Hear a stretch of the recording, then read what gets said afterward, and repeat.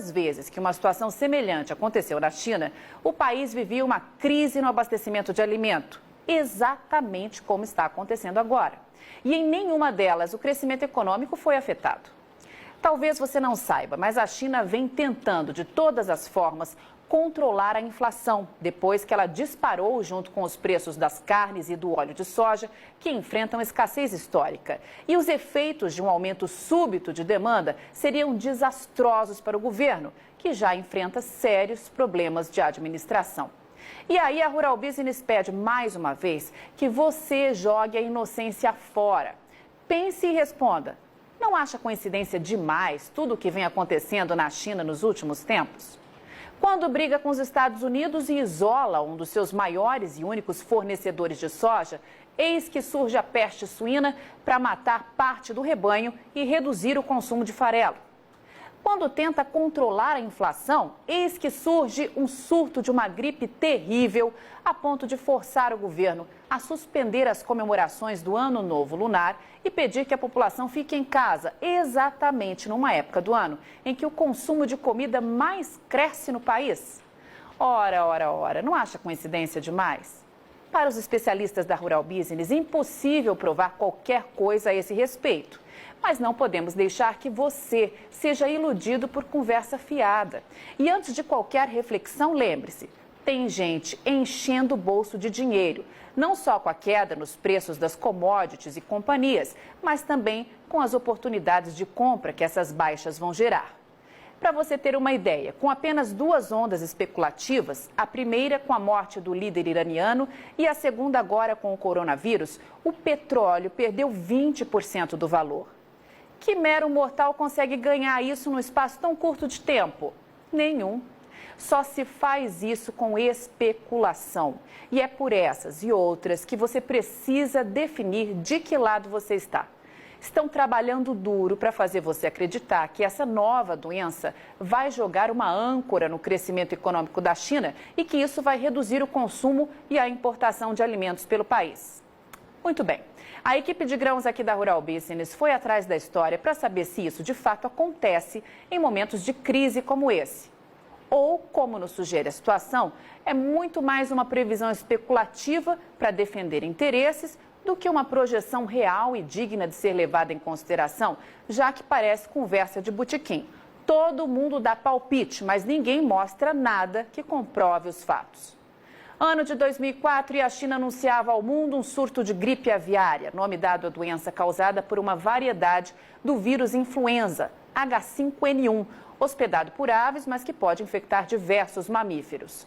A doença evoluiu, virou pandemia e infectou pessoas em vários países da Ásia. E como agora, todos íamos morrer, lembra? Pois dá só uma olhada no que isso causou na economia da China. Nada. O PIB chinês, que tinha aumentado 8% em 2003, cresceu 9,1% em 2004 e continuou subindo nos 3 anos seguintes, até chegar na impressionante marca de 11,9% em 2007. Ano de 2009 e a China anuncia novo surto, agora da gripe suína, também uma variante do vírus influenza, que passa a gripe para todos nós.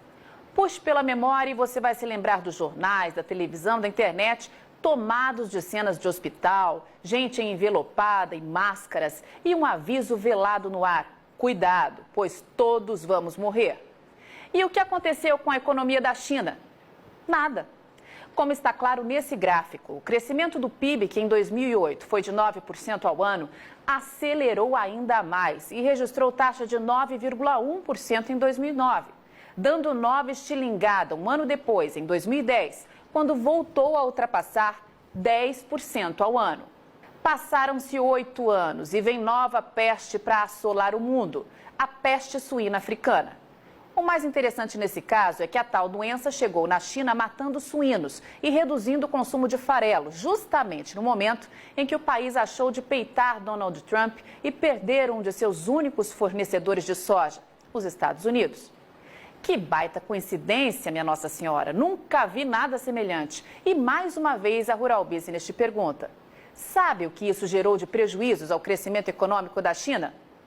Nada. Veja que a China repetiu em 2018 e em 2019 a mesma taxa de crescimento anual de 2017, de 6,9%.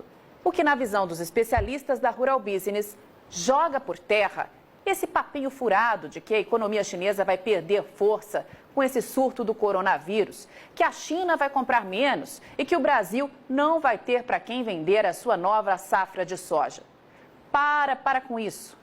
É esse tipo de especulação que o mercado financeiro quer para fazer dinheiro e que a própria China sonha para comprar alimento barato e controlar a inflação. É esse tipo de conversa que dá aos chineses munição para pressionar para baixo os preços do que você produz, ficando com a faca e com o queijo na mão. A China vai continuar comendo e cada dia mais. E no caso da soja, eles não têm opção. Dependem do Brasil. Não vão ali no mercado e vão comprar 90 milhões de toneladas a hora que quiserem. A China precisa programar suas compras com pelo menos 4 meses de antecedência, porque, do contrário, corre o risco de deixar a população sem carne, sem ovos, sem leite e sem outras proteínas.